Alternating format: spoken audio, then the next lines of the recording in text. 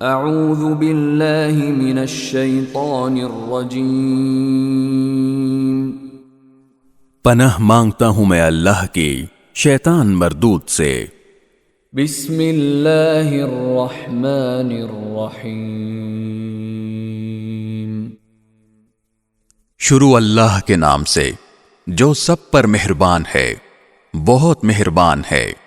یا ایہا النبی اذا طلقتم النساء فطلقوهن لعدتهن واحصوا العدة واتقوا الله ربكم لا تخرجوهن من بيوتهن ولا يخرجن إلا أن يأتين بفاحشة مبينة وتلك حدود الله ومن يتعد حدود الله فقد ظلم نفسه لا تدري لعل الله يحدث بعد ذلك أمرا۔ اے نبی، جب تم لوگ عورتوں کو طلاق دینے لگو تو انہیں ان کی عدت کے وقت طلاق دو، اور عدت کو اچھی طرح شمار کرو، اور اللہ سے ڈرو جو تمہارا پروردگار ہے۔ ان عورتوں کو ان کے گھروں سے نہ نکالو اور نہ وہ خود نکلیں، الا یہ کہ وہ کسی کھلی بے حیائی کا ارتکاب کریں، اور یہ اللہ کی مقرر کی ہوئی حدود ہیں، اور جو کوئی اللہ کی مقرر کی ہوئی حدود سے آگے نکلے اس نے خود اپنی جان پر ظلم کیا۔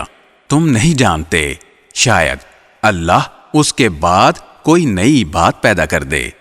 فَإِذَا بَلَغْنَ أَجَلَهُنَّ فَأَمْسِكُوهُنَّ بِمَعْرُوفٍ أَوْ فَارِقُوهُنَّ بِمَعْرُوفٍ وَأَشْهِدُوا ذَوَيْ عَدْلٍ مِّنكُمْ وَأَقِيمُوا الشَّهَادَةَ لِلَّهِ ذَلِكُمْ يُوعَظُ بِهِ مَنْ كَانَ يُؤْمِنُ بِاللَّهِ وَالْيَوْمِ الْآخِرِ وَمَنْ يَتَّقِ اللَّهَ يَجْعَلْ لَهُ مَخْرَجًا۔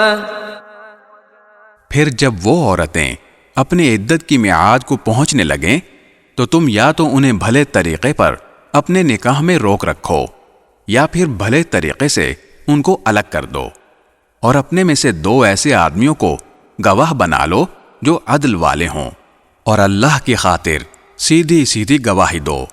لوگو، یہ وہ بات ہے جس کی نصیحت اس شخص کو کی جا رہی ہے جو اللہ پر اور یوم آخرت پر ایمان رکھتا ہو، اور جو کوئی اللہ سے ڈرے گا اللہ اس کے لیے مشکل سے نکلنے کا کوئی راستہ پیدا کر دے گا۔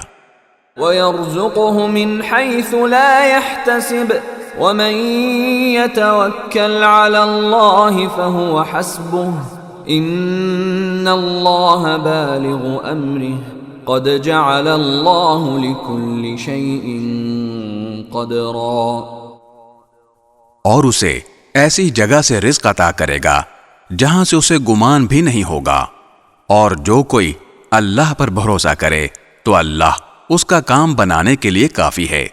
یقین رکھو کہ اللہ اپنا کام پورا کر کے رہتا ہے، البتہ اللہ نے ہر چیز کا ایک اندازہ مقرر کر رکھا ہے۔